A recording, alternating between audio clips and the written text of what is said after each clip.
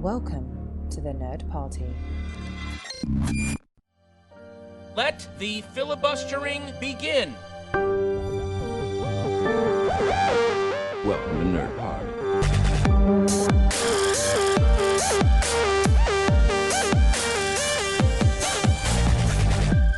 Hello and welcome to Filibuster here on the Nerd Party. On today's show we picked up a drunken-looking revenge thriller, but when we got it home it turned out to be something else entirely. An awards contender. That's right, today we are reviewing Promising Young Woman. I'm your co-host Dallas King, and with me as always is Lee Hutchison. How are you? Yeah, I'm really happy to be with the Malcolm and Marie fan club tonight. And listeners will be delighted to know that tonight's episode is Not All Men, because on today's episode we are welcoming a very promising young woman. It's film and TV journalist Emily Murray. Welcome to the show. Hello, thanks for having me. It's great to have you on to discuss this film. Now, we're going to be looking at a film which, as of just a few days ago, gained Golden Globe nominations for Best Actress for Carey Mulligan, Best Picture Drama, and Best Screenplay and Director for Emerald Fennell. Now, Emerald Fennell is, at the moment, probably best known for playing Camilla Parker Bowles on The Crown and for writing the second season of Killing Eve. Now, fun fact for everyone. Question for you. Who is the odd one out? Is it Dallas, Lee, Emily, or the cast and crew of Killing Eve? Anyone want to take a hazard a guess? You've got me curious here. I have no idea. I don't know. Well, despite what they might have said in season 3 of Killing Eve, neither the cast and crew of Killing Eve have not been to Aberdeen, whereas all three of us actually have. There is a connection there, isn't there? I never clicked with that one. I think very few people ended up watching Killing Eve season 3. So yeah, this is like a deep cut for like, the 3 viewers that have continued to stay with the show. Yeah, it was like quite a shock when Aberdeen was splashed across the screen in giant, and then it was like, that's not Aberdeen. That's not Aberdeen train station. It was just really I was like, did I miss them filming in here? How could I have missed that? But yeah, no, sadly not. But all of us at one point or another have spent time in Aberdeen. So it's quite odd that we've all managed to come together for this particular film. Now, the film is getting a lot of buzz, and we're going to dive into the nitty-gritty soon. But Emily, I'm going to come to you first. When did you first see the film? What were your expectations? And did the film live up to them? The PR sent me a screener like early January, I think. Obviously, this was when the film was meant to be out in early Feb. It's obviously it's been delayed now. And I'd seen obviously that it had rave reviews from America, because I think it's out in America, right? It came out over Christmas. Yeah, it's been out, but it came out in America on sort of like, yeah, they came out on Christmas, and then I think they had a 3-week window, and then it's been on sort of VOD rental from sort of like mid-January, so kind of nearly a month now out there. Yeah, and so I was really excited to see it. It looked like it was up my street. Killing Eve season 2 is my favourite season of Killing Eve. And I hadn't seen her in The Crown because I don't watch The Crown, but and it just blew my socks off, to be honest. Like, I think it's an extraordinary movie. It's definitely one of the best things I've seen for a long time. So I'm very much, I understand some people don't, they weren't too impressed, but I'm very much in the pro Promising Young Women camp. Excellent. Lee, when did you first see the film? It's been a long, long road. I remember sort of watching the trailer when that first dropped. Was that like maybe even 2018? As far back as that. I remember watching it kind of heading back home from work one day, like really cold in the street, had it out on my phone. I was like, I really want to see that film. Like the use of Britney Spears is toxic. I love Carey Mulligan, sort of like the neon pop colours. Like, I immediately thought, this is a film I'm really looking forward to. And I think none of us expected it to be the surprise movie at Glasgow Film Festival, and usually I would go along to it, but I chose not to for some bizarre reason. Last year I didn't, and yeah, I was absolutely gutted when I found out that you and many of our friends got to get the chance to see it. But I thought to myself, you know what, don't worry about it, Lee, you'll see it in like 2 months' time. It's not a big long wait for something like that. And then ultimately I had to wait another sort of, just shy of another year to watch it. So I was lucky enough to get a BAFTA screener for it. And yeah, I wish I could have watched that one in the cinema with an audience. That would have been, it was such a great experience, and I'm hopeful that can still be the case for some people, perhaps in the UK in good time. But yeah, I was really, really impressed with it, and I've been excited to talk about it since. Well, I've had to wait even longer than you to talk about it, because I was lucky enough to see it at the Glasgow Film Festival. I can't remember what we thought it was going to be, but we didn't think it was going to be that. But when it did come up, I was very excited.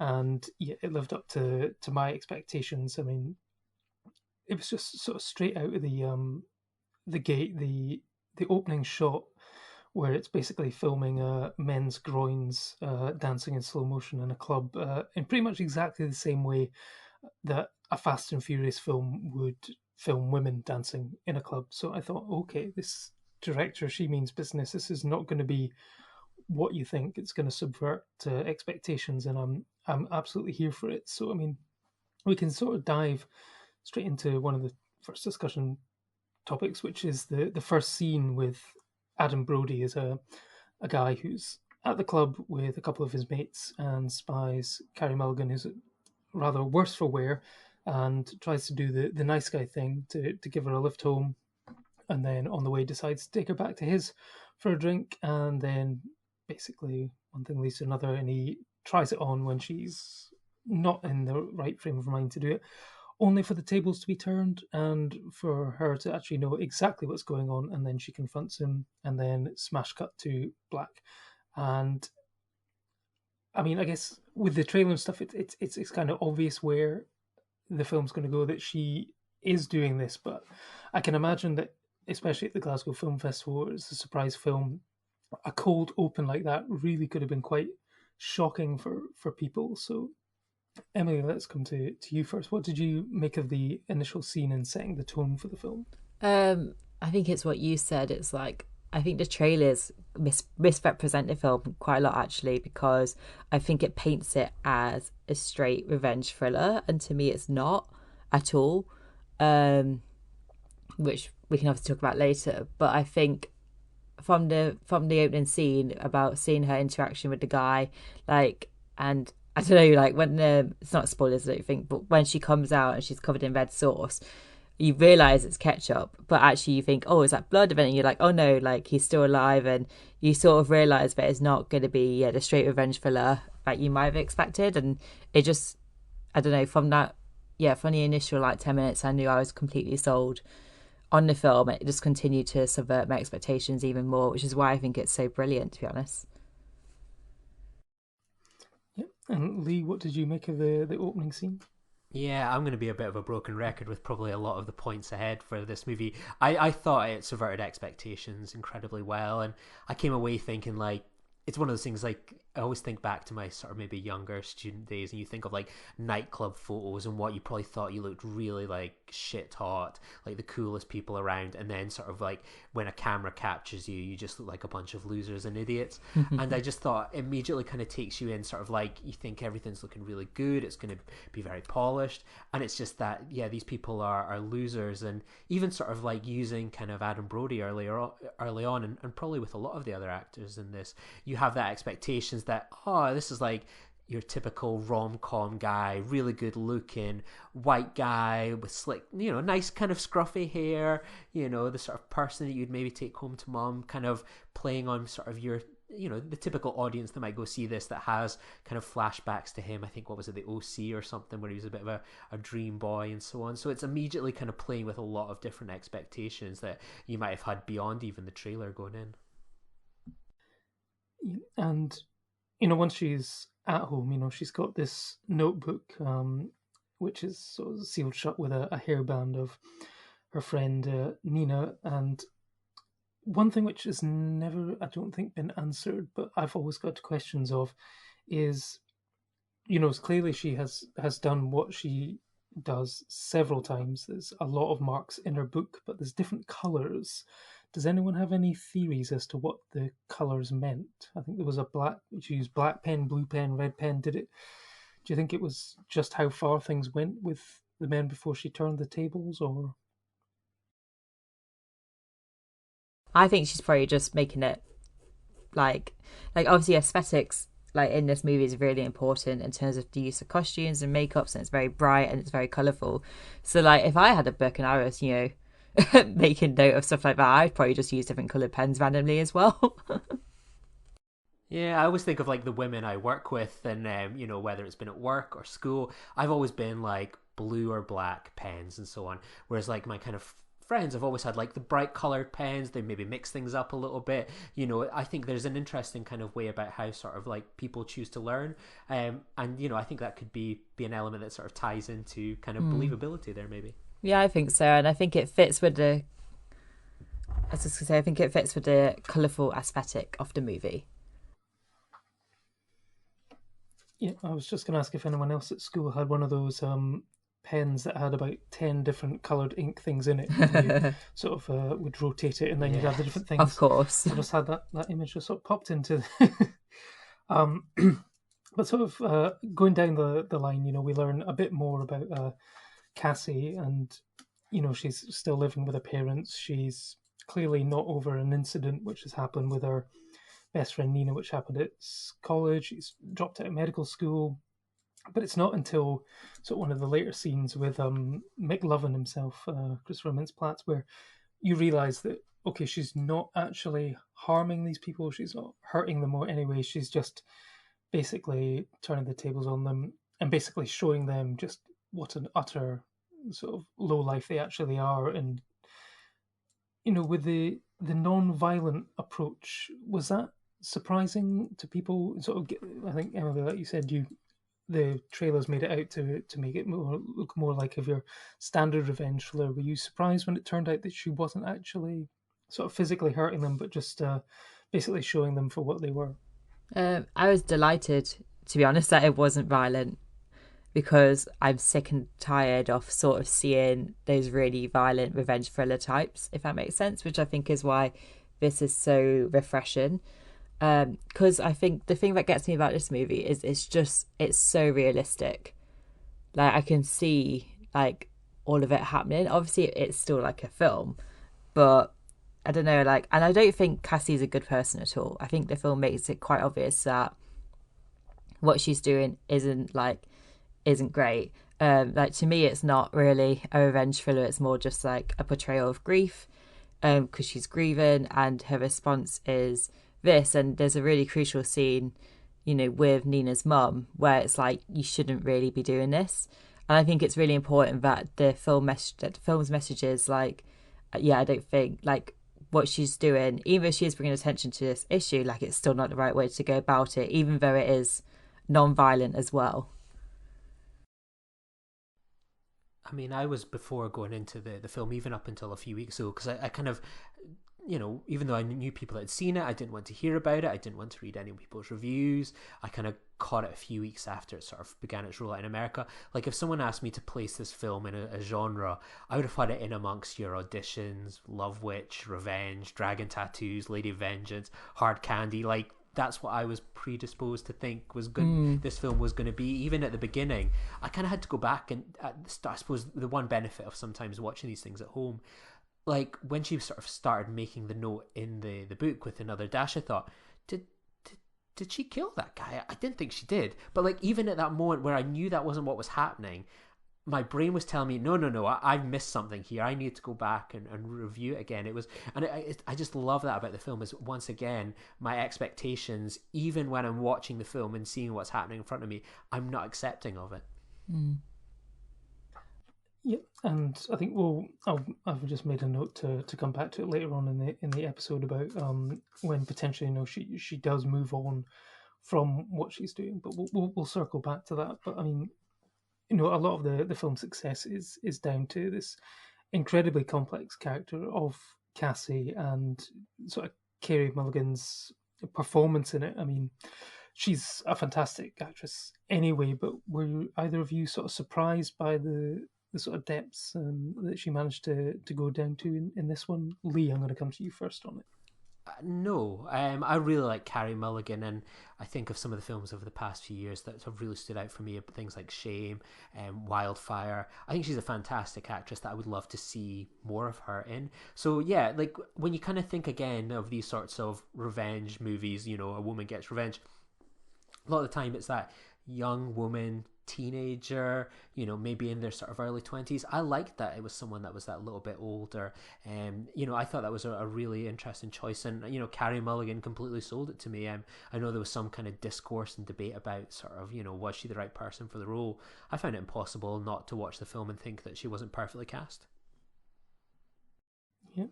Emily, what did you make of her performance? I mean, I've always likely been a fan of Carey Mulligan, and I think she's just perfect in this role. Like to me, it's like, this is why I find it so weird about trying to put promising young women into a genre, because it's so many genres. But the way I describe it is, it's a character study of I'd say, like, is she meant to be like late 20s, right? Sort of like round then, but it's a character study of a young woman in grief and trying to cope with that grief. And I think Carey Mulligan really like taps into the complexities of her character, and you really do care for her, even though you disagree with some of her actions. Like, I still want things to go well for her, if that makes sense.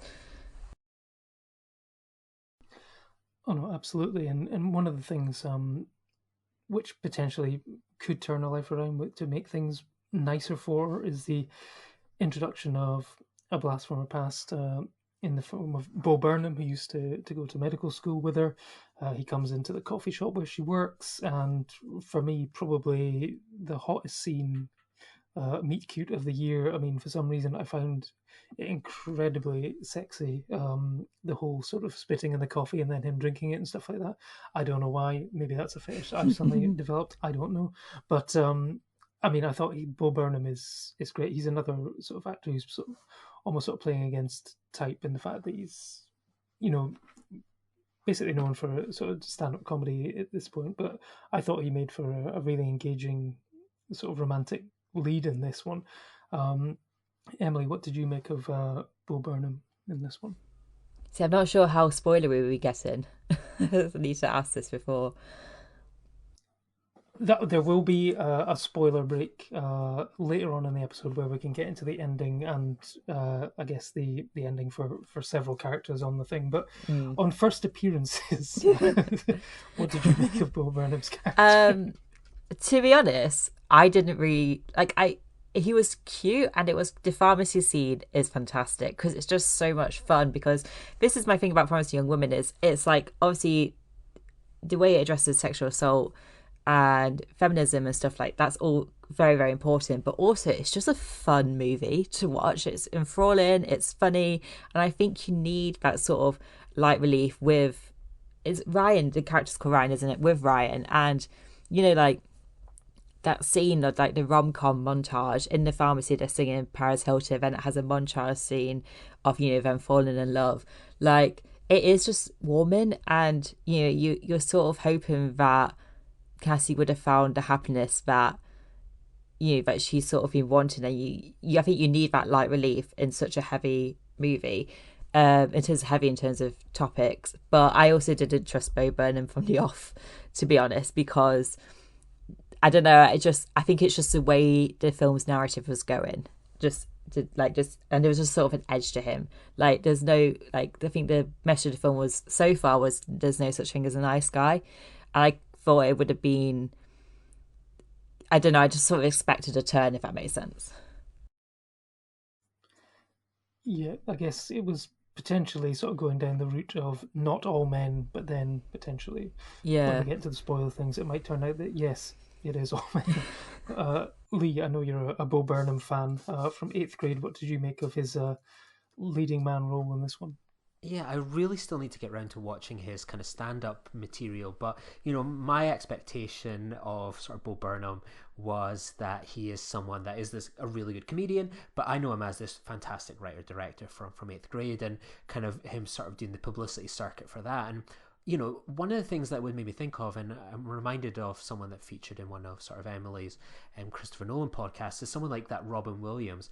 I love when you get a comedian cast in something like this, where they have that, you're like, this person they're funny, but there's that little edge to them. And there's just something about him where he is just really awkward, and just the way he carries his quite lanky body. He's very dispassionate in a way, and so on like that. He's just, yeah, he's always present, but there's just something about him, and I always kind of think of where there's, you know, I hope, sorry, the NHS, but I always think of something like that where, you know, you hear about where to be someone that is the top of their field, you know, whether that's in banking, business, or even being someone that's a professional doctor and so on, you know, to achieve that goal is something that takes, you know, single focus, determination, you know, putting, you know, personal feelings aside to achieve that. And there's just something about it where you kind of just think, right, where's this going to go with this guy, even to the bitter end, you know? And I just thought he was really cast. I can never tire of someone like that. And he's got like the dreamy good looks again. You know, this is a tall guy, you know, real nice brown hair, perfect skin, makes people laugh. And I always think of that line people used with 8th grade where it was like, no one understands teenage girls better than Bo Burnham. And there's just an element to that of like, okay, interesting. I think there's an element where he can play to that. So yeah, a really great introduction to Bo Burnham in this kind of lead-in role. Yeah, he's great. And I don't know, for me, I think there's a scene where, like, early on where he's like, oops, look where we are. Oh, it's my apartment. And I think that, to me, was the sort of edge of his character that sort of sent, like, red flags going in my brain. And I think it's, yeah, like, and he was awkward and he was apologetic about it. But I don't know, it's just, I think Bo Burnham did such a great job of, capturing sort of, he's lovely, but also there's something going on, if you know what I mean. Yeah, no, I think that was that was a really sort of important scene, I think, in the relationship where, you know, she's potentially liking someone, but then she goes along and then she thinks that, okay, he's just after the same thing as everyone else is, and then she calls it off for the first time, but then decides to give him another go, and, you know, we get that wonderful scene, like you say, with I mean, who knew that Stars Are Blind by Paris Hilton would have been the song of I've never heard that song before either. So thanks, Promising Young Woman. Lee, was that a regular on your Spotify list before the film, or? No, not before the film, but it's safe to say I'm slightly terrified about what my Spotify Wrapped is going to be at the end of the year. It has been really played quite a lot. So, I mean, I want to sort of briefly sort of talk about the soundtrack, I think, because everything else from here on will pretty much be talking spoilers. So before we do that, what did you guys make of the soundtrack, which is, for me, one of the best soundtracks of the year, actually, all of last year, actually, because I've been listening to it since then. I mean, you've got that incredible sort of string version of Toxic. You've got the use of things like It's Raining Men at the beginning, where she's sort of walking along and stuff like this, you know, I think. And then I'm just going to say a wonderful deployment of the song Angel of the Morning, and I'll leave it at that. But what did you guys make of the soundtrack overall? Yeah, I really enjoyed it. Like the soundtrack itself, like you can find it online, etc. It's good. It's got most of the tracks, but I think you'd have to definitely seek out sort of those kind of the playlists that really compile the, you know, the countless songs that are featured in it. And yeah, and it's one of those ones, like you think of something that's got like Spice Girls in it, Raining Men, you know, Paris Hilton, etc. You know, it's all very kind of light, and it's one of those things you can almost have this preconception that, oh, this is just like one of those kind of neon, slightly ironic uses of songs. But I never came away from the film at all thinking, oh, that's such an ironic use of Paris Hilton. I was like, oh, that is a fantastic choice for that. Or even, you know, Raining Men, Two Become One. It all lends itself well, and it kind of plays on some of those preconceptions that we have about those songs. So yeah, really, really good playlist. Yeah, I agree with Lee. I think, you know, something Emerald Fennell does really well. It's the same with the costumes. Is, you know, this is a young woman who, like, she's probably around my age, and she probably grew up listening to Britney Spears. Although I never listened to Paris Hilton, but probably if you're in America, like, you probably listen to Paris Hilton. And so, you know, if this is Cassie's story, this is Cassie's character study, you would use the music that she'd listen to. And I think in feminism, there's something, like, I think there's sort of this image of feminism that we should rally against, like, all this sort of, like, poppy music about boys and, you know, these pop anthems that are super girly, and we shouldn't be wearing all this makeup and we shouldn't be having fun with our outfits. And I don't really know why that's the case, but I think there is that perception amongst some people. So I like that this film is like, no, like, actually we should be like absorbing ourselves in this culture and sort of just embracing it and loving it. So I like that it's done that with the makeup, the costumes, and the soundtrack. I think it all just works perfectly, and it feels real. Like, this is the music Cassie would wear.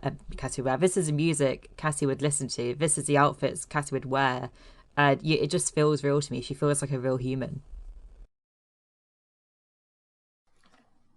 Absolutely. I mean, it's probably slightly off topic. It would take too long to get into on the podcast, but I'm sure there's probably essays and dissertations being done on the fact that Stars Are Blind is done by Paris Hilton, a woman who basically made that song after becoming famous for appearing in a sex tape, which originally she was going to be exploited by, but then she managed to basically turn it around and turn it to her advantage. And it sort of leads us into basically the main part of the film where we can talk spoilers. So if you have not yet seen Promising Young Woman, please press pause, go away, watch this incredible film, come back.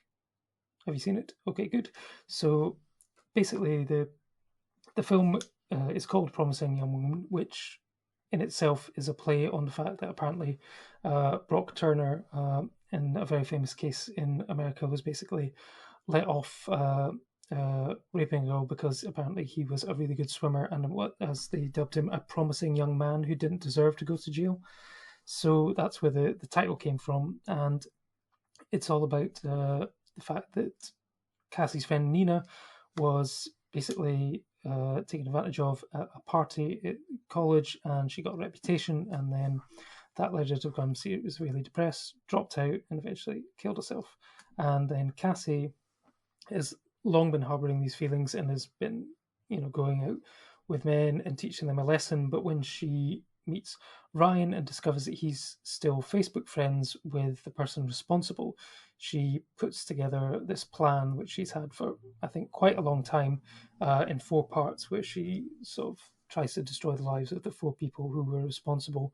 A female friend from school who did nothing, the dean of the college, where she dropped out, and that's she just basically making her think that her daughter's going through something similar.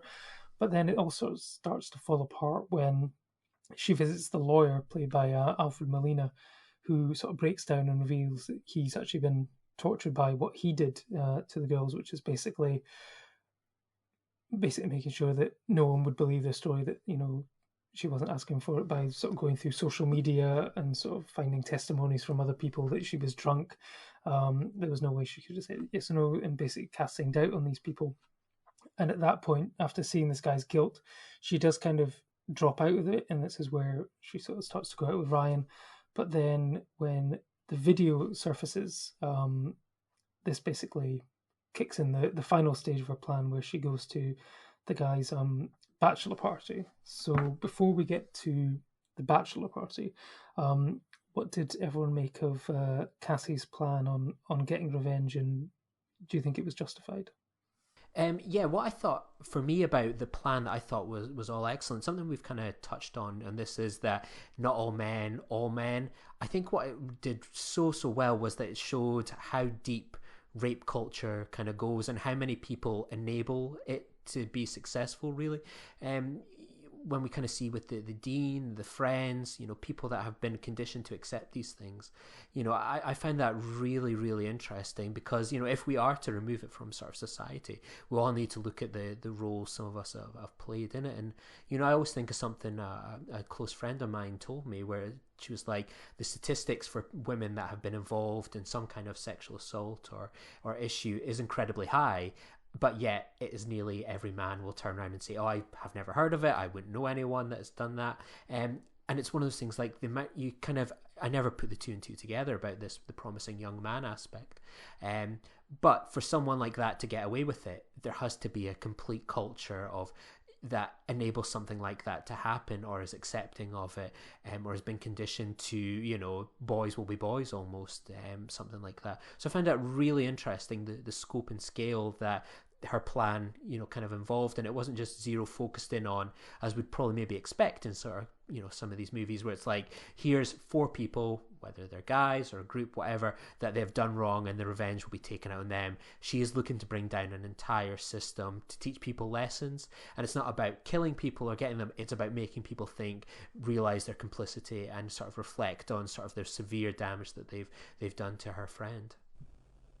Yeah, I agree. It's for me actually, some of the most important characters is Alison Brie as Madison, and the dean of the university, as you said, because like as you said, it's rape culture. It's not just men; it's women as well. Like the amount of times stuff's happened to friends, and it's been like other women who've said, "Well, you were drunk that night," or "Look at what you were wearing." And I've had that said to me as well. Like, did you not see the dress you were going out in, Emily?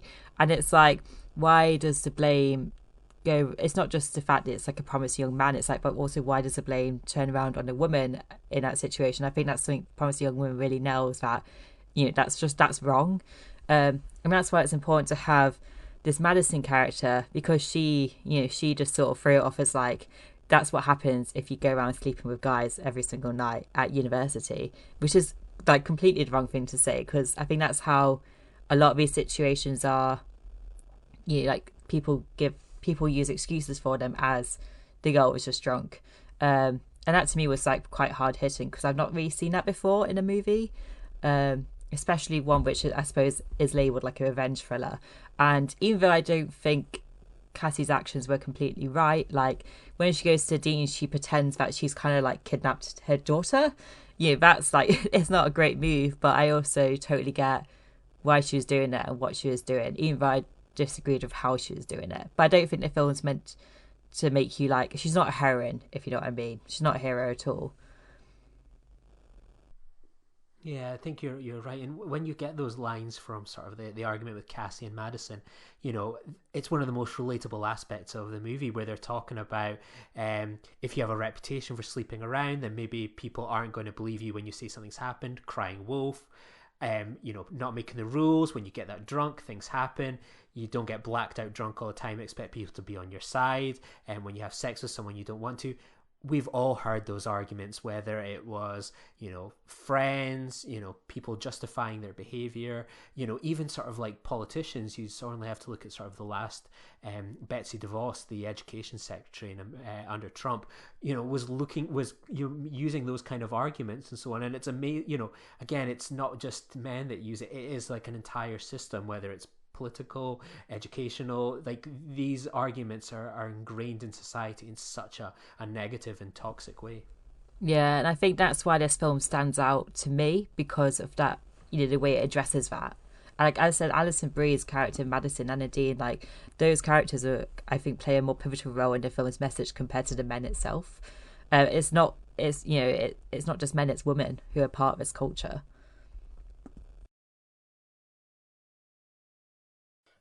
Yeah, I mean, it's the scene with the dean where it's like, she's saying, "Oh, we can't, ruin a guy's life just based on, something one person said," and it's like this whole sort of he said, she said argument and stuff is crazy that these people aren't believed. And Alfred Molina sort of saying that, and I think this is probably something that she's actually talked to Emerald Fennell, probably talked to lawyers and stuff about receiving a bonus for every conviction that they can quash and stuff like that based on all these things. But there's been a lot of movies sort of recently. There was an A24 film called Share about a young girl who goes to a party, gets drunk, and then wakes up the next day to find out that there was a video taken of her and she can't remember what happened, and she tries to find out. There was a documentary on Netflix a couple of years ago, Red Roll, about a documentary about a high school rape, and it was basically put together from sort of phone calls, testimonies, social media posts, and stuff like that. And it's really interesting how this sort of social media aspect and stuff and video things are changing things. Videos can be used and sort of cameras can be used for really interesting ways, like sort of with like the Black Lives Matter and stuff. Some people are now seeing a phone as an item of protection, against the cops and stuff like that. But other people can use sort of phones and stuff as weapons as well, I think. And it raises a lot of questions. And I think that's one of the most interesting things about the film is I don't think it's probably impossible not to come out of this film and not, want to talk about it, and even question your own opinions and sort of things. You'd even sort of look back at your own life and go, okay, well, was I ever, maybe I said something, or perhaps things that, like you say, when you're at college and stuff like that, which seem innocuous at the time, you actually don't realize that actually they would have had an effect on people, something you said or something like that. So I think it's a conversation starter, and I think it's a really important film that is coming out now. And it's interesting that if I wonder if it had come out when it should have, like April last year, if it would have had the same impact on the awards race, if it would have been able to maintain that momentum. The last time a film that came out like April, May time and managed to do well at the Oscars, I think, was Mad Max Fury Road, which was ace. So the aforementioned video, which Cassie is shown by Madison, we then get the gut punch when we hear of a familiar voice on the video, and it turns out that Bo Burnham's Ryan was at the party and did nothing to prevent the situation. And this leads to a confrontation between the two, and she essentially blackmails him into giving her the address of the guy's bachelor party, which she then attends, which includes Schmidt from New York, and she drugs a bottle of vodka, makes sure everyone else passes out, handcuffs the rapist to the bed in order to give him a lap dance as a stripper, only to then try to basically enact her final revenge, which is not to kill him, but to carve Nina's name onto his chest so that he would never ever forget what he did. And major spoilers, it doesn't work out like that, and unfortunately Cassie is smothered to death. And this is probably one of the biggest bones of contention I've seen with people talking about it. But I know that Emerald Fennell said in an interview that basically it was the only way it could have gone, because realistically a girl like Cassie would not have been able to overpower a man, and she wanted to make it kind of realistic. But I know that in the world of Hollywood, the ending probably would have gone a different way. What did you guys make of the confrontation with Bo Burnham at the end, and then the decision for Cassie to lose her life? Emily, I was going to say I'm with Emerald. That was the only way it could have gone. The Bo Burnham thing, like I said, there was an edge to him, so I saw that he would be a bad person. I didn't expect a video though, so that still had shock value for me. I think also it's important to note that we never see the video ourselves, and we never see the rape, and I think that's really crucial, because in other movies you probably would have that rape scene, or you would get a glimpse of the video.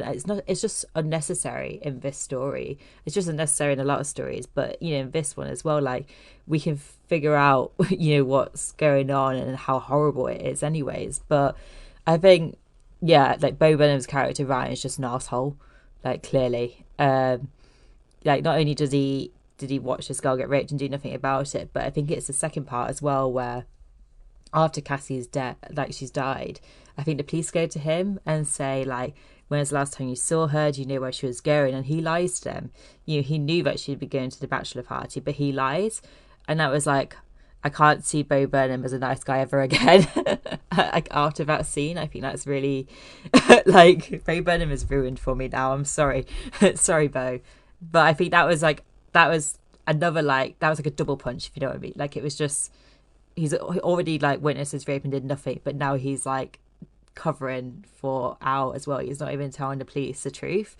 But then when she died, like that really shocked me. But I do think like this film, it's what I said earlier, like it's really realistic. It feels real, and it is the only way it could have gone.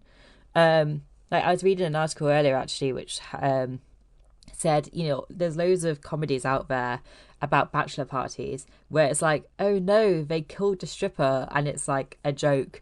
And I think like that was a interesting way to subvert that genre as well in that one moment. Obviously, like the film still, I suppose, kind of has it doesn't have a happy ending, but Al goes to jail, and I think that's important, so it doesn't just end in like a downbeat. But I think as soon as she went to that house, like she knew she was going to die as well. I don't think crossed her mind that she'd be able to do this, but I think that was the only way she could find happiness as well. Like, she completed her mission in a way, and her story was kind of over, but it's really impacting. Like, it really surprised me, but like, I think it's a perfect ending. Yeah, a lot of the words that you're saying there, draw to mind the parallel I made, that she essentially goes on a suicide mission. Yeah.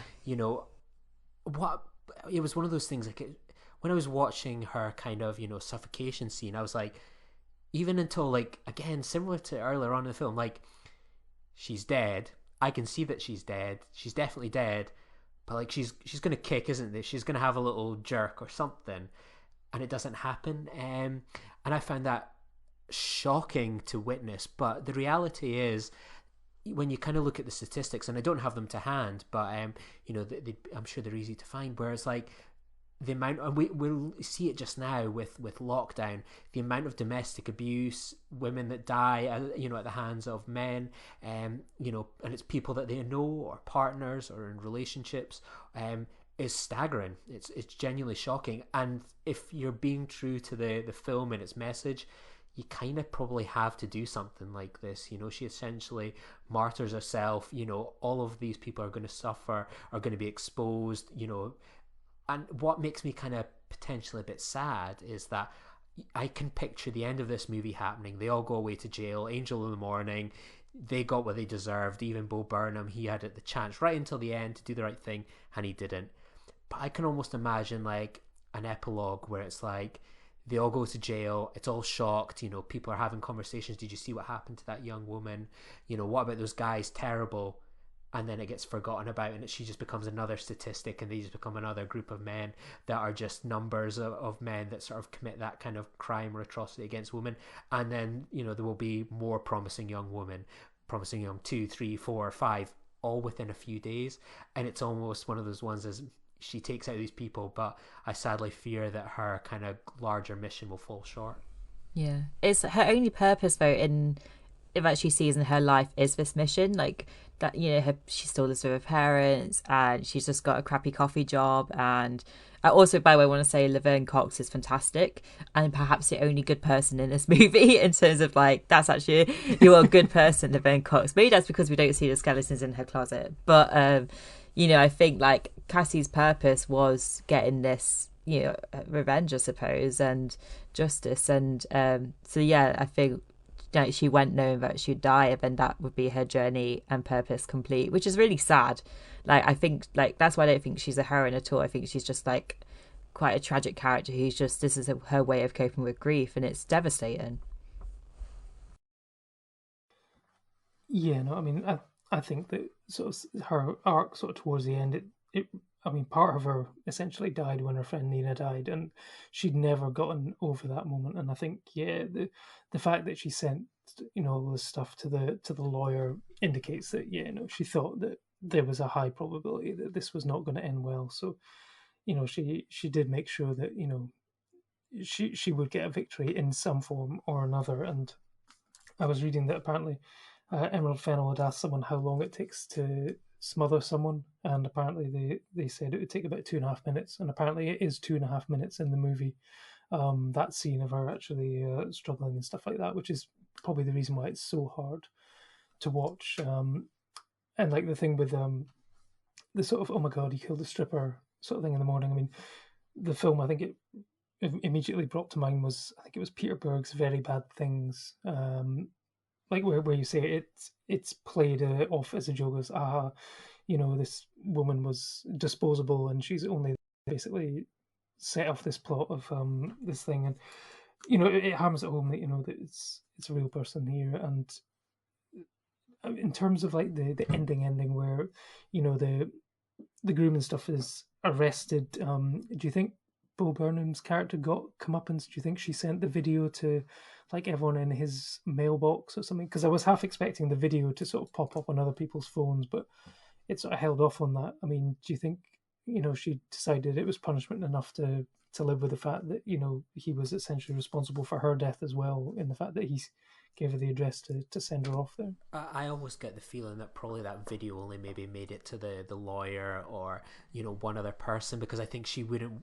I can imagine, like, in the wrong hands, that could be something considered, revenge porn, etc. Like, it's something where only a small group have seen it and experienced it, and I don't think she'd probably want her friend's last thing to be all these people maybe seeing her kind of sexually assaulted like that. It's a stronger memory or sort of impact that revenge and justice has been done more than revenge in a way. So yeah, I think maybe it would only have gone to one person, that would have been held in sort of confidential ways and so on, and it wouldn't have been a kind of mass kind of media thing, I think. Yeah, no, I agree. I think Cassie would have known it would have been like inappropriate to sort of send that, and I don't think she's cruel either. Like, even though Bo Burnham's a dick, like, I think like the trauma is going to be enough in terms of her revenge on him. I think I wanted to say that Alfred Molina, I think, is fantastic, and I think he's a really important character because he's made like horrible mistakes, but I think it is important that he does show remorse for it compared to other people. So the film does show you that, look, like, there are people in the world who do recognise that they've done wrong, and they regret that. Yeah, no, I mean, I think because I was very surprised when he turned up, and I think he's actually uncredited in the film. But I think his is a really pivotal role. It's the one which sort of throws her off course in the initial sort of plan of getting revenge and stuff. And when she sees that actually someone is actually upset about what they did, it does kind of throw her. But in the end, he's responsible for making sure her final sort of wishes come true.